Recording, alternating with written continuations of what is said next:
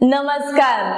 खूप दिवसापासून तुम्हाला खोकला असेल, खोकला लवकर जात नसेल, खोकताना कफ बाहेर येत असेल किंवा कोरडा खोकला असेल, कफ सिरप खाऊन खाऊन तुम्ही वैतागला असेल तर हा व्हिडिओ तुमच्यासाठी. आजच्या व्हिडिओमध्ये असा एकच घरगुती उपाय सांगणार आहे. तो घरगुती उपाय केल्यानंतर तुमचा खोकला मुळासकट जाण्यास मदत होईल, तसेच तुम्हाला छातीमध्ये आराम भेटेल. हा उपाय एकदा नक्की करून बघा. व्हिडिओ स्किप न करता पहिल्यापासून ते शेवटपर्यंत नक्की बघा.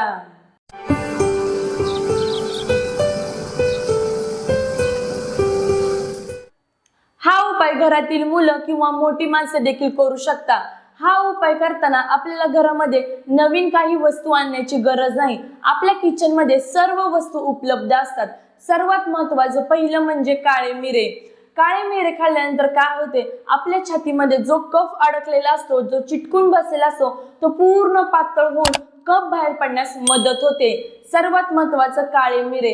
काळं मीठ. काळ्या मिठाने काय होत असतं, आपण जे खोकताना आपल्या छातीमध्ये इथेच पूर्ण दुखत असतं, त्या पूर्ण आपल्या नलिकेंना आराम मिळतो आणि आपला खोकला लवकर जाण्यास मदत होते. दुसरं म्हणजे काळं मीठ. तिसरं म्हणजे ओवा. ओव्याने काय होतं बघा, ज्या आपल्या श्वासनलिका असतात त्या पूर्ण रिलॅक्स करतात. जेव्हा आपण खोकत असतो तेव्हा आपला श्वास देखील व्यवस्थित होत नसतो, त्यामध्ये श्वासनलिकेंना आराम मिळतो आणि रिलॅक्स वाटते.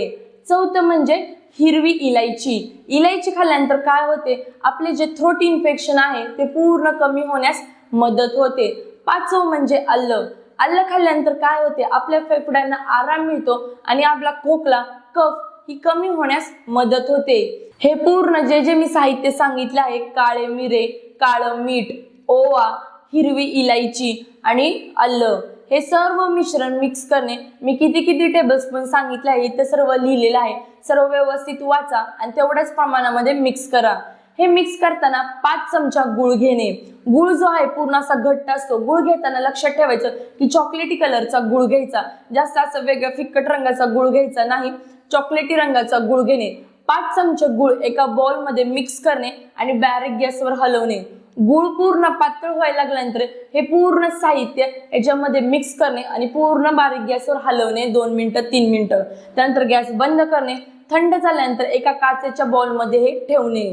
काचेच्या बाउल मध्ये ठेवल्यानंतर सकाळी अर्धा चमचा आणि रात्री झोपण्याच्या आधी अर्धा चमचा वापरणे. आपल्या घरामध्ये जे मुलं असतात ते 10 वर्षापेक्षा मोठ्या मुलांना हा उपाय करणे.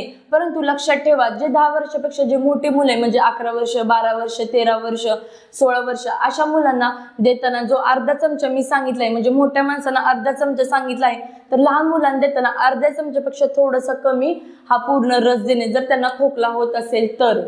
हा उपाय एकदा नक्की करून बघा आणि कमेंट बॉक्स मध्ये सांगा की तुम्हाला त्याचा काय रिझल्ट जाणवला.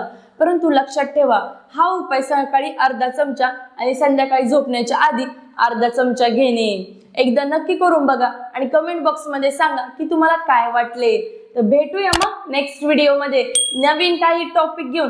तोपर्यंत नेहमी हसत राहा, आनंदित राहा आणि सर्वात महत्त्वाचे निरोगी राहा. धन्यवाद.